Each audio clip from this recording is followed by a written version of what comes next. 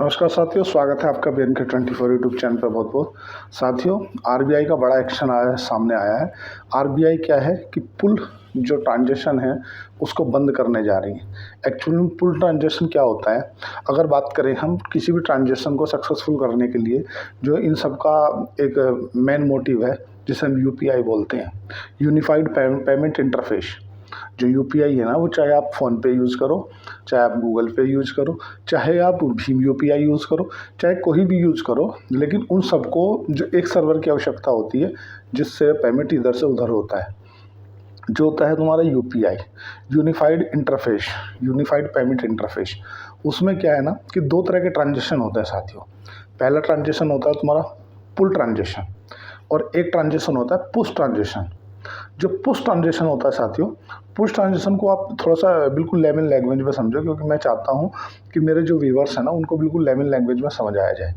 Actual में क्या है कि जब आपको किसी भी क्यूआर कोड पे, और आप फुल्की खाते हैं या आप जलेबी लेते हैं, चाहे आप मिठाई लेते हैं, कोई भी प्रोडक्ट लेते हैं, उस प्रोडक्ट को लेने के लिए जब आप क्यूआर कोड स्कैन करते हैं, उसको क्यूआर कोड स्कैन करने के बाद आपको अमाउंट डालना पड़ता है।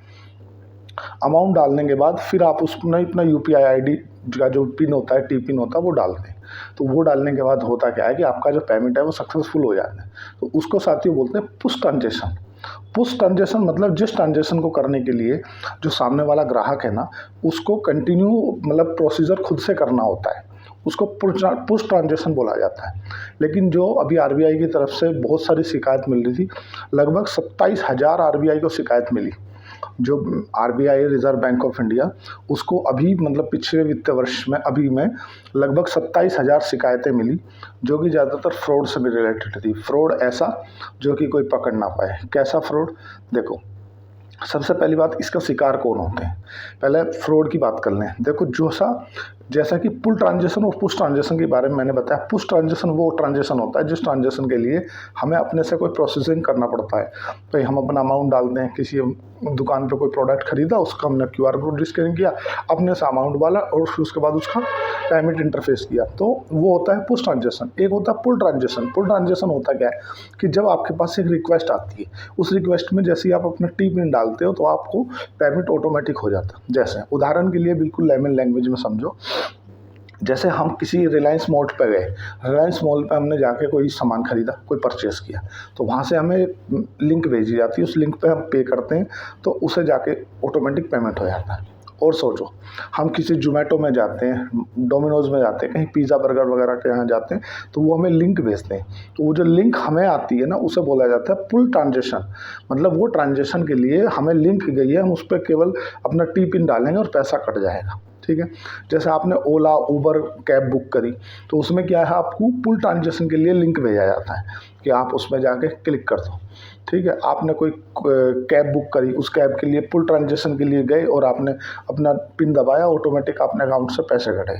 लेकिन पुश ट्रांजेक्शन में ऐसा नहीं होता। पुश ट्रांजेक्शन के लिए आपको खुद से स्कैन करना पड़ता है, खुद से अमाउंट डालना पड़ता है, कितना देना है वो फिर उसके बाद ही डलता है। तो सरकार जो है ना, वो पुल ट्रांजेक्शन को बंद करने जा रही है। पुल ट्रांजेक्शन को बंद करने के पीछे जो बड़ी वजह है वो ये है कि ये साइबर फ्रॉड का शिकार हो रहे हैं। साइबर फ्रॉड का शिकार जनरली होते कौन है? देखो, होने के लिए मैं भी हो सकता हूँ, आप भी हो सकते हैं, बहुत से हैं, लेकिन कहीं ना कहीं जागरूकता की कमी। जिन लोगों के पास में जागरूकता की कमी नहीं है, वो लोग क्या करते हैं, उन्हें तो पता है नहीं कि उन्हें अगर कहीं से लिंक आया कि उस पर लिखा 5,000 रुपये, और उनको किसी ने फ़ोन किया कि वो अंकल जी आपको 5,000 रुपये देना था, और वो मेरे आपके लड़के ने दिया था, या किसी के लड़के को भेज दिया तो बोला आपके पापा ने दिया था, और आप इस पर अपना यूपीआई पिन भर दो तो आपको ऑटोमेटिक पैसा रिसीव हो जाएगा। जबकि वो, भाई देखो, पहली बात तो शिक्षा का अभाव, लोगों को जानकारी नहीं है। दूसरी बात है कि जब भी किसी भी पेमेंट के लिए आपको इस बात को ये कान पर लपेटा दे लो कि अपना इंटर पिन नहीं डालना। अपना पिन डालने से हमेशा पैसे कटते हैं, कभी भी रिसीव नहीं होते। किसी को रिसीव अगर कोई बोल रहा है करने तो ऑटोमेटिक होते हैं। लेकिन सरकार ने अब इतने कठोर डिसीजन लेने पड़ रहे हैं आरबीआई को कि ये ट्रांजेक्शन ही बंद कर रहा है। बोल रहे हैं कि यार अब जो भी करेगा पुश ट्रांजेक्शन करेगा।